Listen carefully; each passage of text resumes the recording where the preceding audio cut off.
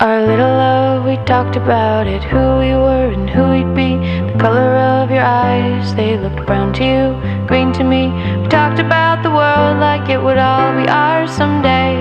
Someday always seems so far away. Oh Lord, someday always seems so far away. Hello and welcome to another edition of the Sunshine Spotlight. My name is James Campion, and I'm so happy to welcome in a couple of friends and alumni of the Underwater Sunshine Festival. Our good friends in Roan Yellowthorn. That's Shawn and that's Jackie. Welcome to the show. Hey, thank you for having us. We're so happy to be here. Oh, it's so good to see you guys. Right before we went to record this, I said, and I'm going to repeat it for the viewers, that is the best backdrop we've ever had. You guys win. We try. We like to win. You're saying it's snowing there yesterday? Yesterday we got like 2 inches of snow. Yeah, that's crazy. That's upstate New York in the spring. You know, It's kind of brutal. It could be anything, sure. But you guys look fantastic, healthy. Everybody's good. Family's great. Good. Yep, we are good. Excellent. Now you have a new record coming out called Another Life. Yeah. Let's start talking about that. There's so many themes in it, but I'll get to that later on. Did you guys work on this and write it and record it all in all of our worlds of the quarantine? No, I wrote the record 2 summers ago, I think, right? yeah, not the summer before the pandemic. Yeah, the summer before the pandemic. And then we recorded it in February, about a year ago, last February. And we were going to put it out last June.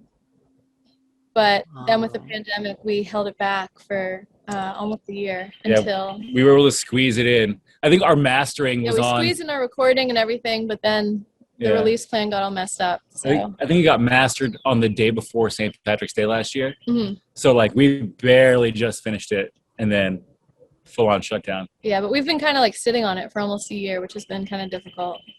Yeah. So it feels good to have it be coming out finally. Yes, congratulations. It's a wonderful record. Thank you both for sharing the tracks with me. I got to listen to it a couple of times. It's a wonderful record. Like I said, the themes are very, very intense. Jackie, you and I, it's interesting. Last summer during the quarantine, you and I were sharing both of our fictions. And I was reading the book that you're working on, and I shared some of my fictions. And I was relating to a lot of the themes in both the book and this record. You're getting a lot of personal things out here. You're getting a lot of thoughts and ideas out. What was it like? Was this a cathartic experience to make this record for you? Yeah, it was very cathartic. A lot of the writing for me felt really urgent, you know? Like, I really needed... Like, some of these songs I really wrote, like, in the heat of a lot of emotion, and I just used the song as a way to process what I was feeling. So, yeah, I feel like it really came from a place of urgency and strong emotion. Shawn, how do you guys, I've seen you guys, I had the pleasure of announcing you guys at the festival a couple of years ago. And I love how you guys set up. It's just drums and the piano and you go. Yeah. Is that how you write? Do you just sit across from each other and you lay down a rhythm, or does she come to you with a demo and then you kind of add how do you guys write? Yeah, usually Jackie will shut herself away in a room. Sometimes it takes like 3 days. Sometimes it takes like 20 minutes. Yeah. And she comes out and she presents to me like a beautiful masterpiece of a song and says, hey, listen, come on. And she says, do you want to play some drums on this? And I say, yes, please.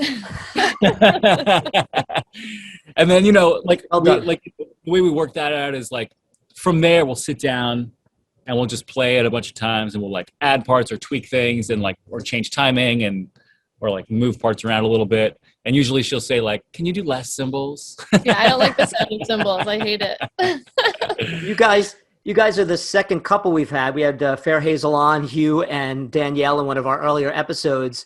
Everyone always wants to know these things, and I know many of your fans do know. But how did you guys meet, and was it music related? Did you guys connect immediately artistically, or was it romantic? And then all of a sudden, holy crap, he plays the drums. Oh, wow, you write songs. I mean, what was your history? That's the funny thing about our relationship. It's funny to me is that we connected over listening to music for sure. That was a big part of our connection. And then but at the time that we met, I had never written a song, and I didn't know how to play the piano, and Shawn had never played the drums, except maybe for fun. Just for fun. Yeah, I played like guitar and bass in other bands. And I wrote poems and I sang, but then it wasn't until after we were married, after we had our first kid, who's 7 now, that I learned how to play piano on my own, and then just started writing songs organically. And then Shawn encouraged me to get some recording done, and he taught himself how to play drums so that he could accompany me. So it's been a very organic process, and it's just really lucky that it's worked out this way. It's so sweet. You know, I find it interesting because when I was in my 20s, I wrote poems and lyrics, and I was in a band. And then as I, but I always wanted to write, and I studied journalism, and then I went on to write about music and essays and books later on. You went the opposite way. It seems that you studied writing. You and I talked about this, and you wrote prose early, and then you transitioned into more verse writing. How was that transition? I find that I'm just asking you as a writer. I don't think all the conversations you and I have had, I don't think we've ever talked about that transition for you. Yeah, that's an interesting point. I think for me, music was always my thing, like growing up. And I think when I went to college, I deliberately was trying to deviate away from music, because I was really, singing was like really my thing. I was always singing. So when I went to college, I kind of wanted to differentiate myself and create a new identity and do something different. So I focused on writing, which I had always liked to do anyway. But I kind of deliberately didn't do music while I was in college. So then returning to it, to start writing songs felt kind of like coming home, like a full circle thing where I was coming back to music, but still being able to utilize, all of the writing that I like to do anyway. So yeah. Who comes up with these? I want to play a video from the new record. Again, the record is Another Life, and it's coming out now. This will air, I want to think we're in late April now. I would like to think that this is probably like the first or second week of May. So when is the record due for fans to listen to? May 14th. May 14th, yeah. Perfect. All right, so I think it's probably the week we're doing this. But you already released a few of the songs, and one of my favorites is Acid Trip. And we were talking before we went to record how it perfectly encapsulates a lot of the themes, memories, history, nostalgia, breaking free, catharsis through stopping one thing that is harmful and maybe starting another thing, which could be very painful, like birth, very much like birth. Explain the creative aspect of making this video before we play it for the fans. Either one of you could take this one. Okay. Do you want to talk about it? Well, it's interesting. The concept of it, we worked with a director remotely from California, from Los Angeles, whose name is Jake Bradbury. And we came up with the concept of like cleansing, to sort of like, because that's kind of what the song is about. It's like the cleansing of a soul by like running away. Or by just by taking a break or whatever, Yeah. And Jake thought of the idea of like using fire as a symbol of like cleansing. And rebirth, kind of like out of the ashes, right. Like being reborn. It's kind of funny because we shot it on January 1st. Yeah. So like New Year. Yeah. So actually, in making the video, it felt like a cathartic experience to be like throwing these kind of like symbolic items into the fire, and just having that cleansing experience on New Year's Day. It was pretty cool. And I know people who follow you on social media, and I'm one of them. I know you mentioned it's not a literal acid trip, but your life is like one in a sense where, it doesn't feel real a lot. And sometimes a lot of the things that happen in our past make up who we are, but we have to get past that. Otherwise, how do you function in the world? And I think it's wonderful that artists are able to express that, because we all go through it. I mean, change is difficult, but it's also necessary. Yep, and it can also be very psychedelic and trippy and hard to process and overwhelming, Sure. Well, without further ado, let's check out the new video for a brand new song from Roan Yellowthorn, and it's called Acid Trip. Check it out.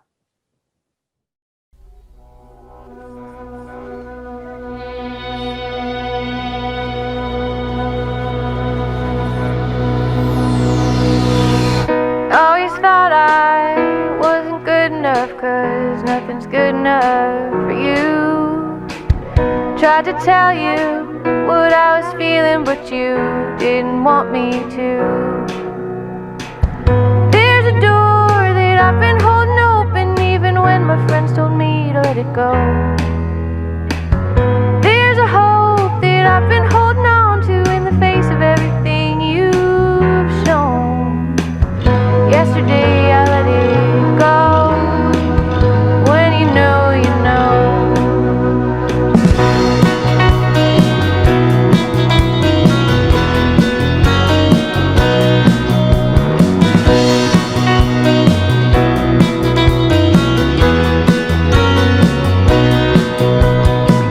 I've always had these strong emotions like a compass inside my head. It'll tell me where I'm going if I listen to what it says. I've tried all kinds of self-destruction just to deaden that compass's glow. There's a lot that it's been trying to tell me that I wasn't ready to know. Yesterday I let it show. When you know, you know.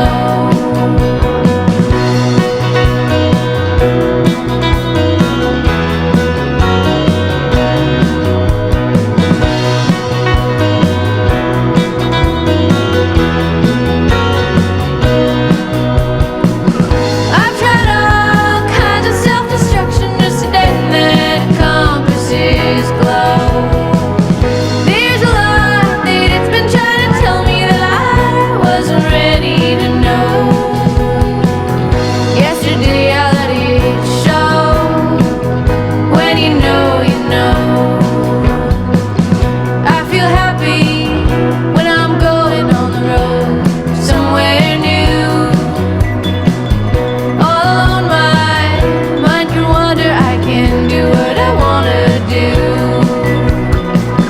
My whole life is like an acid trip with all the feelings and the colors in my mind. Many lives I've had to say goodbye to, and I think about them all from time to time. They were hard to leave behind, but it was time to go. When you know, you know. My whole life is like an acid trip with all the feelings and the colors in my head. Many times I've tried to think of others, but I think about you instead. You were hard to leave behind. It was time to go. When you know, you know. When you know, you know.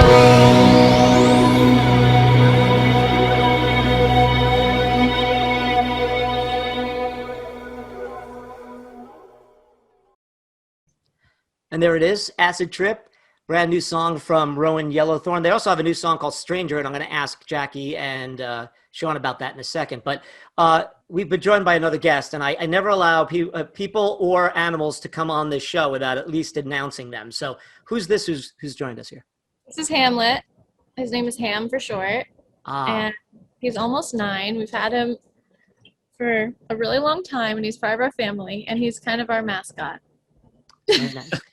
Our family mascot, I would say. So you named him after the center fielder for the Toledo Munhens back in the night? No, of course. Why would a writer name any animal Hamlet? I have no idea. All right, so where are you guys exactly? What town are you in? I have to ask. We're in northern New York. It's called Plattsburgh. Yeah. Oh, Plattsburgh, right, of course. Yeah. Yes, and what's the degrees there now? It's warmish now. It's like 60. Yeah. Okay, which is like 80 for the rest of you people in the West Coast or the South right now. Yeah. All right. We mentioned during the break that we'd like to talk about the song that's out now along with Acid Trip from this new record by Roan Yellowthorn called Another Life, called Stranger. And it's an interesting story behind that. Jackie, you want to tell us about that? Yeah. Thanks for asking. It is basically when I was writing the album, I wanted to write a portrait song that was kind of just like using words and music to describe a person. And I chose the artist Alex Cameron, who I've been a fan of for a really long time. I really love his music and his videos, and I think something that really has been a draw for me is just his attitude of not caring. He seems to not care as an artist about what other people expect from him. He just does what feels authentic. And I'm kind of self-conscious a lot of the time. It's hard for me to break through that, so I kind of admire, when people seem to be uninhibited. So I wrote that song about him, and then while I was recording it with our producer, we were like talking about what? I was just saying our producer. Yeah, John and Yellow, living legend. who is amazing, a legend. Yep. Yeah. We were talking with him about how cool it would be if like Alex Cameron heard it, and I ended up sending Alex Cameron the song just by the email address that he had on his Facebook page, and he got back to me, and we've been in contact since then. We just had a conversation together for Talk House magazine, which was really fun. But he loves the song, and he just said some really nice things about the music and the song itself. So that was a really cool experience to be able to connect with him through that. Yeah, that's an amazing story. You always hope that when you write something, you touch people, even if you don't know who they are, you can reach them. But to write something about someone that inspires you, and then you're able to talk. One of my perks I love is when I'm working on a book and I get to interview authors, fellow authors or journalists or even musicians, and then I get to be friends with them afterwards, or I get to read their books and then call them up and be like, I really like this book. That is an amazing sort of perk of working on something. And that to me is the ultimate example of that. That's fantastic. Yeah, and to connect not as like a fan, but like as a peer. Right. Yeah. That is such a great point. I wanted to congratulate both of you guys for Rediscovered from, what was it, about a year and a half ago? It was like right before the pandemic. I know I was listening to it the day that was my daughter's birthday, which is March 9th, but it was the birthday party, which is a week after that. And then I think about 2 days after that, the quarantine hit. I got shut down, yeah. I know. But not enough people have talked about that record. I absolutely adore it. I love your version of I Started a Joke, the old Bee Gees tune. You guys took on so many tough artists. Before we leave, I have to ask you about that. How difficult was that to choose those songs and then to perform them when you're doing like God Only Knows by the Beach Boys, Well, it was just honestly so much fun. Yeah. Yeah. We didn't plan to make an album. Yeah. It was originally going to just be like 1 or 2 singles. We were like, hey, yeah, let's just do a cover song. It'll be fun. Yeah. It organically turned into something so much bigger than we thought in terms of the amount of songs. But I don't know. For me, I chose the songs based on, music that I really felt an emotional connection to. So to be able to sing those songs and put a piece of myself into them, it felt like I was almost like having a conversation with the music, like really connecting with the music itself, and just reinventing all of those songs with the musicians that we were working with. It just felt like a party. It was just really, really fun. It happened so easily too.